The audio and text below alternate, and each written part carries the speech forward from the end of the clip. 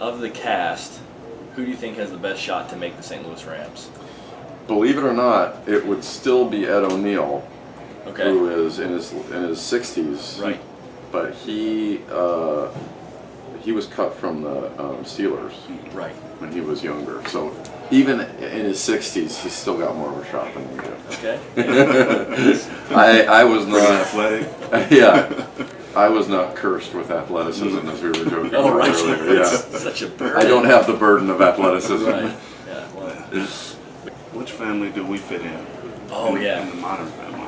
I think you guys might need your own Own family. family? I think maybe there needs to be a fourth family. I can Make it see work. it. Yeah. Right. Well, what would you rather have, a Fisher stash or Les Snead's? Fisher staff. Okay. And I think Les Snead's hair is gorgeous. Right. I think it's beautiful. Gotta give him the co-star on. Yeah. A guest role or something. Yeah. But Flavor there's hair. nothing like just a virile mustache. Right. If there was a guy you would like me to sack in this building, who would it be? Or if there was a guy you would like for Johnny to kick? Oh, I like this. I think I probably deserve the kick more than anybody. There you go. The sack, I think Chris Lloyd, who you guys met earlier, Yeah. If I see him walking. he's got the most Emmys in. This is true, actually. He has the most Emmys of any writer in Hollywood history. Wow. So maybe bring him down Bring him down. and take a couple of Emmys. Yeah. Get a couple of Emmys out of Steal his Emmys. Yeah. While you're at it. Yeah. Away, or I guess when you're on scene, on Yeah. set, and Yeah. you have your time away, what do you do once you're still in the building, but you have some time Right, you have a away little from- downtime. downtime. Well, as you guys just witnessed, some scenes can take a while. Yes. So these guys just watched a scene that was probably about an hour and a half or so for about what is total about maybe 2 pages of work. So it can be kind of a grind when you're in it. When you're not in it, but you're still at work. Right. It depends. It depends on if you have a lot coming later in the day. So if you have work later in the day, I'm usually working on that. Right.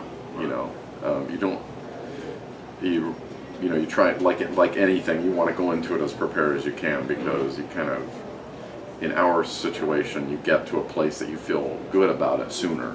Mm-hmm. If the more prepared you are, the more like on take 3 or 4, you actually feel like, okay, this is instead of take 25. Right. If I'm not working that day, I mean, if I'm, don't have anything big, it's, pretty much what you'd imagine. It's hanging out in the trailer and, reading or honestly, I tend to read mostly, stats and sports stuff. I'm There you obsessed. go. I'm Yeah. obsessed with sports, so I'm reading about, with the free agency stuff that you guys, that the team's going through right now. I'm extremely happy that you guys have contracts. So very, Yeah. very, very Nice happy job. about that. Yeah. If you were playing football, what position would you play? Well, I played through high school in a really small school, so I was playing out of position because at a small school, guys my size, we end up playing like defensive end like you. You can still do it. But Yeah, I can see in it. the real world, I would always wish that I was athletic enough to play safety. Safety. That that looked like, kind of the best of both worlds, like in terms of being able to play the run and the pass, be able to like hit and play pass defense. This is all theoretical because I can't do it. But Yeah. and I just think like Ronnie Lott, and they're some of my favorite players ever, even though he didn't play for the Rams. He's a Hall of Well, Famer. that's- Nolan yeah. Cromwell. Nolan Nolan Cromwell is Cromwell. one of my favorite players There ever. you go. Yeah. During the football season, you have kind of like highs and lows, comes like wins and losses. How do you how do you measure highs and lows with acting? Well, there are definitely highs and lows once you're on a show, but the bulk of the highs and lows for when you're an actor are when you're looking for work. Right. Which is kind of it's a part of acting that people don't really see very much of, because it's not the glamorous.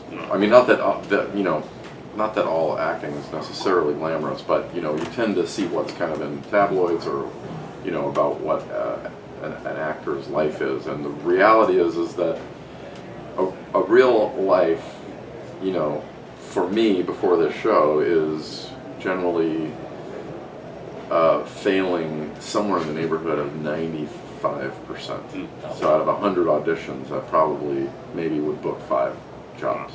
And those jobs would last like a week or 2 weeks or a month, and then you're back out, auditioning again. So those are the highs and lows there.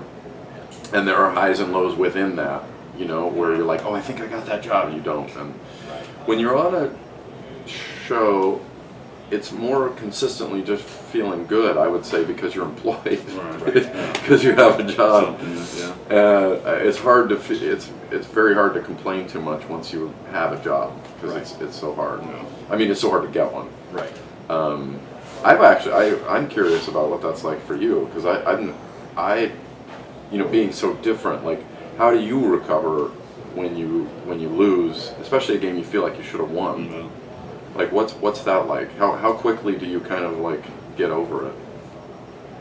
Me, I'm kind of, once the game's over, you can't change it, so right. Just let it go. That's great. Go on to tomorrow, figure out what you can correct, and move on, because the results won't change, so you might as well, no need to dwell on it. The results are what they are, so I'm of course upset, but you gotta move on pretty fast, so the next opponent's coming. Yeah, exactly. That's a good formula for sanity. It all happens so fast, you gotta just move on to the next opponent, because lingering, and I mean, even after wins, you can't, You can't think be too long. Yeah, exactly. You gotta move on. I think our coaches have a good system of just, the next day we'll watch the film. 24-hour rule, what we call it. Yeah. You've seen Rob's sack dance. Yeah. Kind of the Bernie slap thing. It's good. Do you have a sack dance? I don't have a sack dance, but I have a feeling if I had a sack dance, it would just be sort of like that old 80s dance where it's just like, ooh. There it is. Yeah, just the most boring sort of me in high school. People would just be upset when you got People a sack. would be actively rooting for me to not get sacked. That's gonna look like Chris's goal. Yeah, pretty close to Chris Long's sack dance. He does. Oh yeah, that's right. Yeah, that's right. It totally is. Maybe we'll ask Chris and see if he can incorporate it. Do that for you if you ever get sacked when you're at the game. Yes. Because you'll be good luck this next time. I'm hoping. So, I hope to see you guys back in St. Louis. Yeah, thank you. Yes. Really appreciate it. Thank you so My much. pleasure. Hospitality. And see you, Rams fans.